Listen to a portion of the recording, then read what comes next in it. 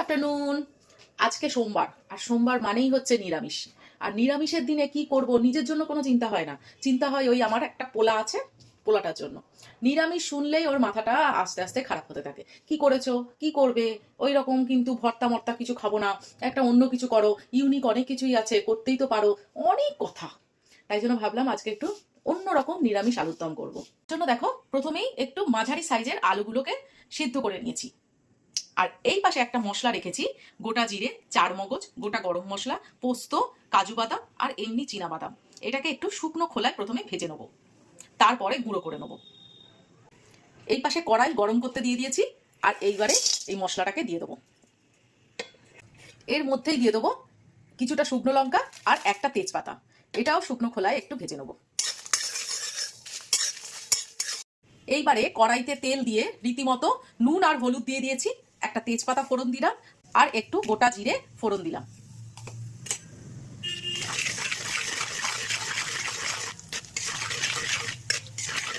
রান্না কিছুই নয়, রান্নার মশলা যদি একটু এদিক ওদিক হয় তাহলেই রান্নাটা চেঞ্জ হয়ে যায়, না হলে সবই একই।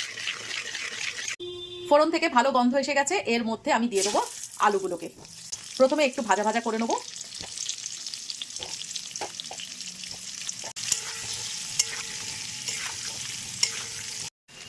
আলু আমি ভেজে নিয়েছি, এর মধ্যে আমি একটা পেস্ট দেবো।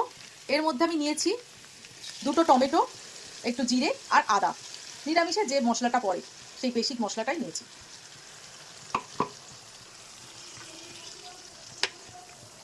এটা দিয়ে এবার সুন্দর করে কষে নেব।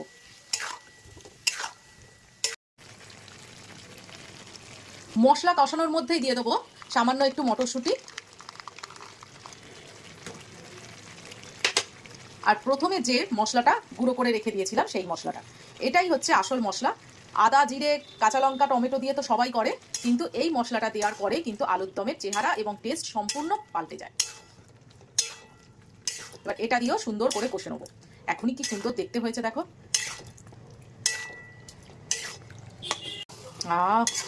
এই মশলাটা দেওয়ার পরে না একটা সুন্দর স্মেল এসছে।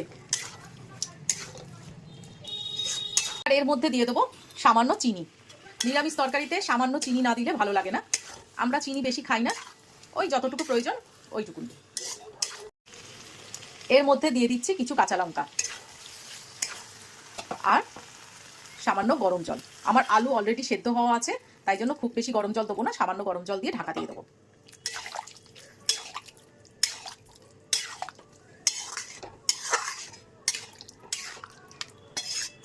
ওয়াও, কালারটা কি সুন্দর হয়েছে। লাস্টে ধনেপাতা দিয়ে দিলাম, আর এইবারে স্ট্যান্ডিং টাইম 5 মিনিট রেখে নামিয়ে নেবো। কি দারুণ খেতে হয়েছে কিন্তু এই মশলাটার জন্য। প্লিজ কোনোদিন যদি আলুর দম করো তাহলে এই মশলাটা দিয়ে করার চেষ্টা করবে, আমার মনে হয় অবশ্যই ভালো লাগবে। দারুণ হয়েছে, দারুণ।